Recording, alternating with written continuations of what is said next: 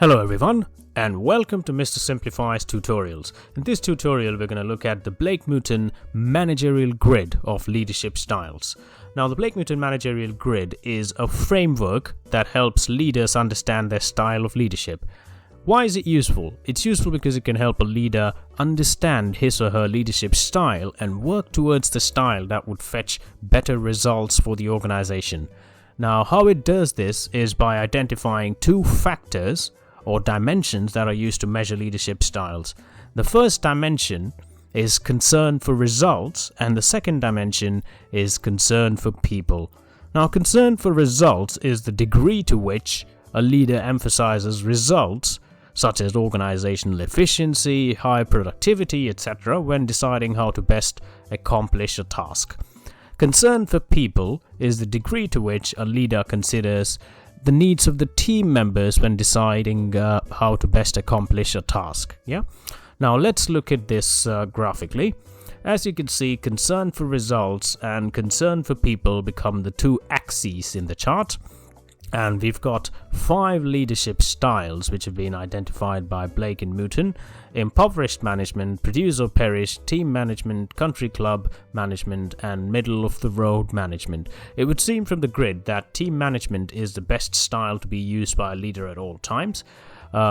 It's true that Team Management is the best style from the available styles, but from the tutorial, you will understand that there will be situations where a leader will need to switch over to a different style of management temporarily, resolve a situation at hand, and then come back to the team management style of managing or leading the organization. Now, if you're a student and you've got an examination coming up, I've got a good way, an easier way of remembering these management styles.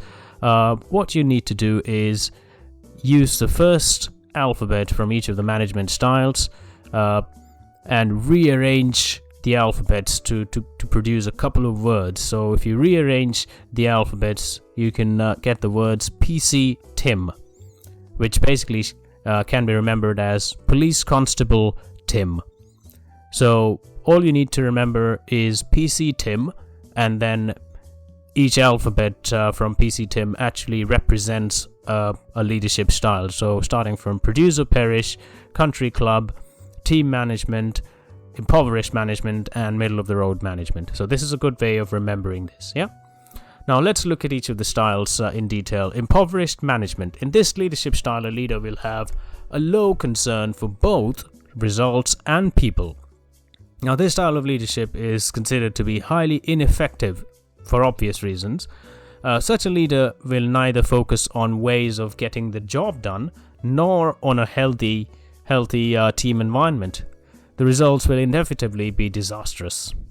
The only situation this can temporarily be used in is if the entire team is highly motivated, don't require any sort of direction, and can actually achieve the required level of results at all times. Now, the next style of leadership is Produce or Perish Management. Now, this is quite an autocratic management style in which the focus is entirely on results and not on people.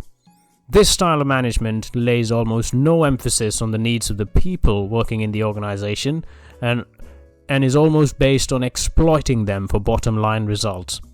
This approach relies heavily on rules and discipline. So this style is therefore quite similar to the McGregor X style of management. We have already covered McGregor's XY theory of management in a separate tutorial. I'll leave the link in the description. It can produce short-term results, this style, but will also lead to dissatisfaction and a high employee turnover rate.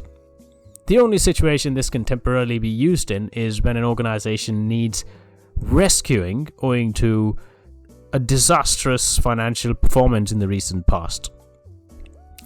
The next style is Middle of the Road Management. A middle of the road leader tries to balance results and people, but this strategy is seldom effective. Middle of the road management essentially means compromising on results and on people equally. So there is a compromise on results and there is a compromise on the needs of the people in the organization. So And also inability to get results in the long run results in a leader failing to inspire employees. Okay, so this therefore cultivates an atmosphere of mediocrity in the organization. And this type of cruise control leadership, as I call it, can only temporarily be used if the leader needs to focus on some outstanding, really important priorities and needs the team to just continue working on whatever they were working on. Okay, the next style is country club management. In this style, the focus is entirely on the people in the organization and not on organizational results.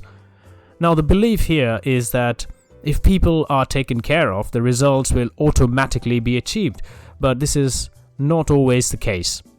Although the work environment is quite relaxed and enjoyable, there isn't any focus on increased productivity and bottom line results. So employees tend to lose their way. They actually get to become too relaxed and lose focus from bottom line results. This style of leadership should only be used temporarily when the staff is experiencing burnout because of a recent extremely heavy workload situation. Okay? Now the next style is team management. In this style, the leader focuses on high results and on the people's needs. So this is the most preferred type of leadership style of all of the ones that have been identified. This type of leader commits to organizational goals and then also works hard to get people to work hard in delivering these results and also in keeping them happy at the same time. Such leaders inspire great confidence in their teams, and their approach is similar to the approach of a leader from McGregor's Theory Y style of management. Okay? Now let's move on to something interesting, which is a couple of combination styles. So the Blake-Mouton managerial grid was actually developed by Robert Blake and Jane Mouton in the 1960s, but after Mouton's death, Blake and his team came up with a couple of more management styles, which are combination styles. So the first combination style is paternalistic management. Now this type of manager can actually jump between country club and produce or perish styles, so between the two extreme styles, and this type of leader can actually be supportive and encouraging, but will also guard his own position. So there is a certain level of insecurity here. This type of a leader will actually seldom allow anyone to question the leader's approach on anything. So there will be a my way or the highway situation with this management style. Okay? Now the next combination style is opportunistic management. Now this style of leadership places the leader's own needs before the needs of anything else, really, before the needs of the organization and before the needs of other people in the organization. This style of a leader will actually manipulate and take advantage of others to get what they want. They can adapt any style whenever needed and will only look at their own needs at all times. Okay, so this style therefore doesn't appear on the grid because this style can actually show up anywhere in the grid because it essentially jumps from one leadership style to another based on the selfish interest of the leader. Now let's look at the advantages and the disadvantages of the leadership styles identified. Now, the advantage is that it's quite clear and concise, it's quite simple to understand, and can actually serve as an aid to managers in understanding what they actually lack, which area they actually feature in, and which area they want to feature in, and how to actually bridge the gap. Now, the disadvantages, however, are that it's just too overly simplistic. No organizational factors, no internal factors, no external factors, nothing is actually taken into consideration. It's a very black and white sort of an approach, and it therefore isn't as practical in this day and age as it probably was back in the day when it came into existence. So it doesn't even take into account the different styles of leaderships that are essential for different businesses in different industries. So it doesn't take a lot of factors into consideration. It doesn't take the psyche of a leader, of a human being into consideration. It's therefore too simplistic.